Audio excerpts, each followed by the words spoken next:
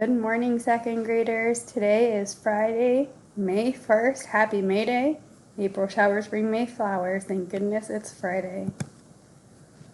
For Friday, May 1st, we have daily language review. You're going to read independently for 30 minutes. Your London recess break, math 180, day 150. On your schedule, it says to do the white journal pages. You're going to do ST math in place. If you can, if it doesn't rain today, go on a walk and create a map of your path. Don't forget symbols and keys. Every day may not be good, but there's something good in every day. See if you can find something positive every day. For daily language review this morning, you are looking at each word and saying yes or no if the word is spelled correctly. You're going to read by yourself for 30 minutes, find a nice cozy spot, wherever that may be. Maybe you find a secret hiding spot. For math today, you're going to write the ordinal number for 16, 64 plus 23.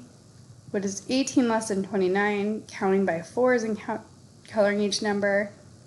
Coloring the hexagons.